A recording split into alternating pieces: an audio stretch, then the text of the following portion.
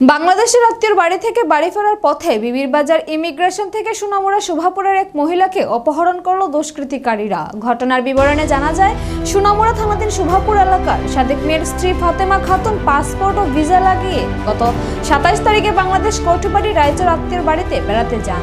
আজ সকালে তার নিজস্ব বাড়ি আসার পথে বাংলাদেশের শাহাপুরের রাসেল মিয়া, সাইদুল ইসলাম, সুমন মিয়া নামে 3 দুষ্কৃতিকারীদের নেতৃত্বে মহিলাকে বাংলাদেশ বিবির বাজার চেকপোস্টের ভেতর থেকে অপহরণ করে নিয়ে যায়। অথচ ওই সময় বাংলাদেশের বিজেপি কাস্টম পুলিশ উপস্থিত থাকার পরেও দুষ্কৃতিকারীরা তাকে ছিনতাই করে। বাংলাদেশের প্রশাসন কোনো ভূমিকা গ্রহণ করে না। আর এই খবর যখন সোনামুড়া শোভাপুর ফাতেমা খাতুনের স্বামী সাদেক মিয়া ও তার ছেলে পারভেজের কাছে আসে, তখন তারা তড়িঘড়ি করে সোনামুড়া থানা ও সমস্ত দুষ্কৃতিকারীদের বিরুদ্ধে মামলা করে। বৈধভাবে বাংলাদেশে ভারতের নাগরিক ছিনতাইকে কেন্দ্র করে শুভবুদ্ধি সম্পন্ন মানুষের মধ্যে প্রশ্ন জাগছে। পাসপোর্ট ভিসা লাগিয়ে ভারতের নাগরিক বাংলাদেশে যাওয়ার পরও কোনো নিরাপত্তা নেই।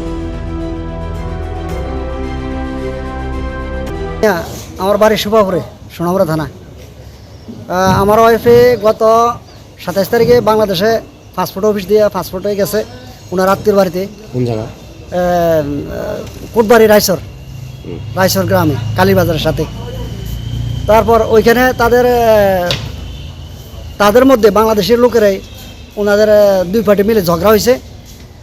এখন আসার পথে আমার ওয়াইফকে ইমিগ্রেশন অফিস থেকে বাংলাদেশের প্রশাসনের সামনে থেকে উঠে নিয়ে গেছে। বাংলাদেশ ইমিগ্রেশনে? হ্যাঁ, বাংলাদেশ ইমিগ্রেশন অফিস থেকে উঠে নিয়ে গেছে। এখন প্রশাসন ছিল সেখানে সীমন্তপুর ইমিগ্রেশন দিয়া বিবির বাজার ইমিগ্রেশনে।